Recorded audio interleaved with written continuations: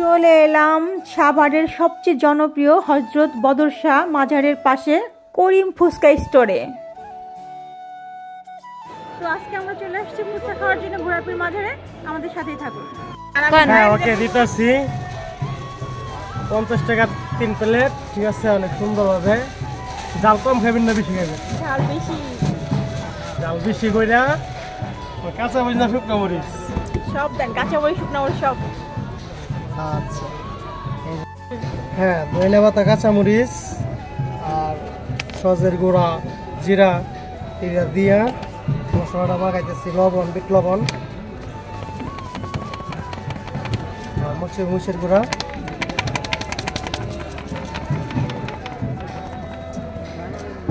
ওকে এটা মাখাবো। এই যে একটা পুরো টেস্ট করতে দিই, আপু কেমন হচ্ছে দেখেন।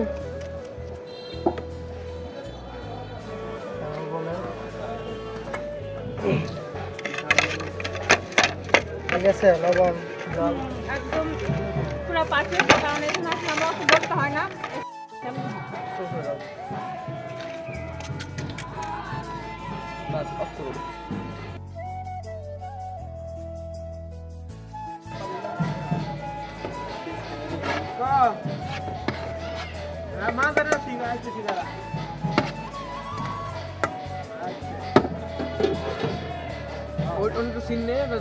কি জিনিসটা নিল ভালো ভালো মোবাইল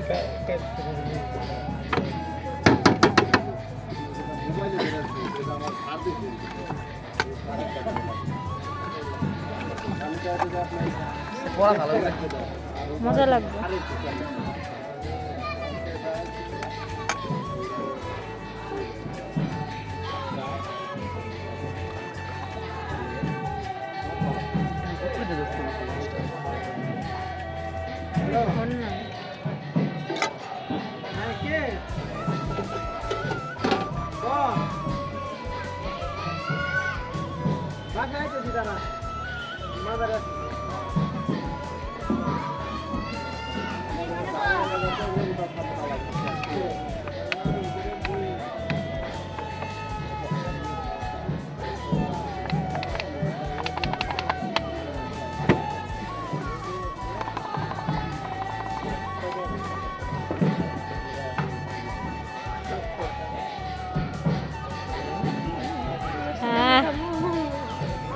নাগা ফুচকা হয়ে গেছে মনে হয়। একটা শুকনো মরিচ দিয়ে না।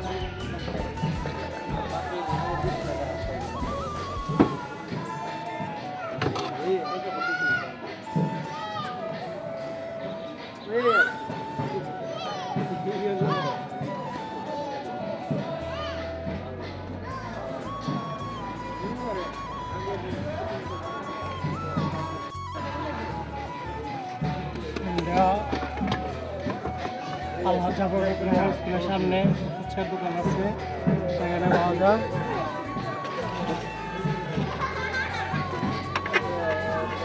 দোকানের নাম দেওয়া হয় নাই, দোকানের কোনো নাম নাই, সামনে লেখা আছে কুড়ি মিষ্ট। ঠিক আছে, কুড়ি মিষ্ট আর কিছু দিই নাই।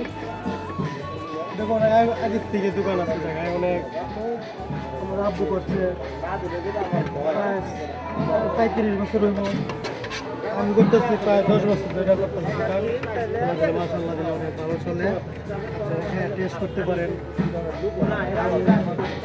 আর অনেক কমপ্লিট হয়ে গেছে। ঠিক আছে,